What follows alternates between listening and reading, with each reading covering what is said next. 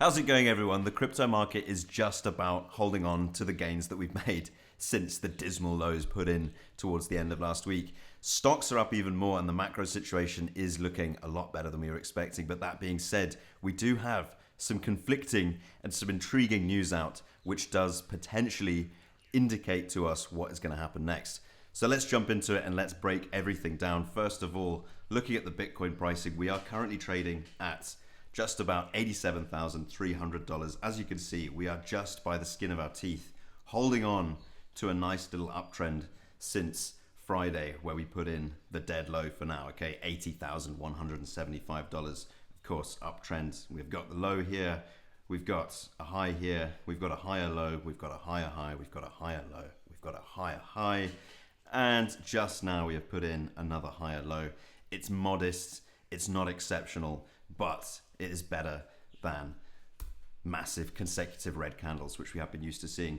Also, on the subject of uptrends, if we zoom out the chart here to show you the 1 day, and we consider the start of the bull market back here somewhere, you can see that although we are down currently something like 30% from the all-time high, there you go, 31.16% down from the all-time high, we are still technically in an uptrend from the beginning of the bull market. Okay, low here, higher low, higher high, higher low, higher high. Of course, on the 20th of October, that was the all-time high. And higher low for now. Of course, that is pending the continued support at $74,300. But interesting news today. Okay, so first of all, we've got risk assets up. The stock market currently up from those Friday lows about 4%, which is a big move for the S&P 500. We know that in part we've got tailwinds there in the macro because we do have finally a return to higher chances of a rate cut at the December meeting, right? 84.3%. And this is thanks to both Williams and Daly, okay, both coming out and saying they support a further rate cut at the December meeting. I wouldn't be surprised if we saw more Fed members or another Fed member coming out to support that further before we get the blackout on Friday. We also had PPI data out yesterday, which was somewhat better than expected. So the long and the short of this for you, if you don't want to break it down yourself, PPI is generally considered a leading indicator to inflation, and it's talking about wholesale inflation, and that is slightly better than expected. So that further, although modestly, bolsters the case for another rate cut at the December meeting, because it basically means inflation seems to be in check for now at least. Interesting news back in crypto land though. So we've got, as we know, the Bitcoin ETFs. Okay, specifically, BlackRock's Bitcoin ETF had a record-setting outflow. The block here reporting on that $523 million outflow day, which I believe was the biggest, the largest ever net outflows on Tuesday since that BlackRock IBIT ETF was opened.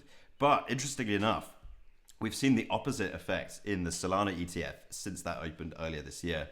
Solana ETFs defy market crash, 19 straight days of inflows. Solana ETFs recorded 19 consecutive days of inflows, totaling $476 million since launching on October the 28th. And I think this might well be a bit of a dark horse in the market. Obviously, we need to consume data like this with the caveat that an ETF is just a product that lets investors buy Bitcoin without exposing themselves to it directly. Or Solana in this case. It allows investors to buy the underlying asset without holding it directly themselves. They buy it through the ETF by investing in the ETF. So two things to pay attention to here. Anytime the ETF is buying or investors are buying into the ETF, the ETF has to go out and buy that asset on the open market. So it does equate to buying pressure, but you need to pay attention to information like this and know that it's not necessarily BlackRock selling $523 million worth of Bitcoin. It's just BlackRock's investors buying into and selling out of BlackRock's products. But 19 consecutive days of net inflows into the Solana ETF. Price movement pretty modest on that as well. On Solana, we're up even less than Bitcoin, I believe, from the all-time lows. Sorry, a lot more than Bitcoin from the all-time lows, 14.65%. But interesting news to me, and green shoots. It means that potentially the tide is tipping a little bit on the institutional appetite for buying Bitcoin, at least in respect to the ETFs. Now we know that ETF investors can behave a bit like retail. They can buy the green candles like retail likes to do on leverage. Just a quick look back at CoinGlass liquidations, right? We're looking at the futures market here. And we knew that yesterday those leverage long positions were creeping in because we did start seeing those green candles, still so predictable. And indeed, over the last 24 hours, about $156 million worth of long liquidations. Even though the market is not down a great deal, okay, that means that there's still people with an appetite to buy this on leverage. They're still getting liquidated. The most important thing here, of course, is that is pretty much balanced with the short side of the market. And the point I'm trying to make here is that people are still getting liquidated, people are still getting wrecked, but as long as it's happening on both sides of the market, the net effect of that is not quite so dramatic because one somewhat cancels out the other. And at least for right now, the exchange liquidation map on the daily time frame is looking fairly balanced, which means things could be fairly helpful for the continuation of this move. So nice to see flows coming back into the Bitcoin ETFs. Okay, Friday was actually a net inflow day, $238 million. And over the last 19 days, every day was a consecutive inflow for the Solana ETF. So that is, as I say, potentially the dark horse in the race starting to pick up. On the other side of things, and unfortunately on the bearish side of things, I mentioned yesterday the circulating rumors that JP Morgan might in fact be shorting MicroStrategy.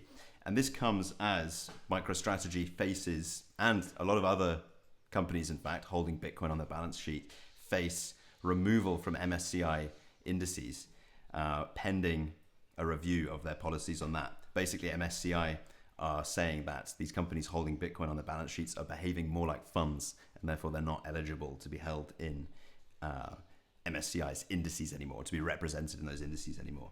JP Morgan issues new crypto stock ratings after MSCI backlash. JP Morgan updates ratings for major Bitcoin miners as criticism mounts. So the rumor was that they were fudding a lot of these treasury companies. They were fudding MSCI, they were fudding MicroStrategy in particular. And it seems like now they're going after the miners. But it's interesting the amount of criticism they're coming under for doing this, because it sounds like they are just painting the institutional crypto space in a negative light. Sounds like they might have a vested interest in some of those valuations going down. Haven't seen any evidence yet to prove that that's the case. But JP Morgan faces backlash from the crypto community. The bank came under fire after its research notes circulated an analysis tied to MSCI, Morgan Stanley Capital International, which is weighting whether to exclude companies that hold more than 50% of their balance sheet in crypto assets. MSCI indices are tracked by pension funds, ETFs, sovereign wealth funds, etc., making inclusion a material factor in market liquidity. The note warns specifically that MicroStrategy, now Strategy, MSTR, which holds about 650,000 Bitcoin, may face removal as MSCI approaches its January 15th decision. Its estimated potential outflows up to $2.8 billion from MSCI indices and as much as $8.8 billion if other index providers follow that. And there we go. So I don't think that is necessarily enough to blow up the whole market. It's probably addressed some of the comments on my last video, but important to pay attention to this stuff. Obviously, that sort of rhetoric does dull the flame somewhat, the desire for more and more companies to hold Bitcoin and crypto on the balance sheet. Obviously, these guys aren't necessarily stupid, dumb investors, right? They're not expecting Bitcoin to just go up forever and ever and ever. But this is slightly moving the goalposts. Things like removal from indices do definitely play into, they make up a contributing factor to the decision making of these companies. And why we need to know about that? Well, short term, basically, it raises the chances of some of these bigger companies selling out. I think it's unlikely if MicroStrategy starts doing that. It's for MicroStrategy to start doing that, obviously. But, of course, they have got a lot of leverage tied up in their Bitcoin holdings. So very important to be aware of. But there we go. As always, Nothing I say should be considered financial advice. Hope you found some of that interesting. Plenty more to come.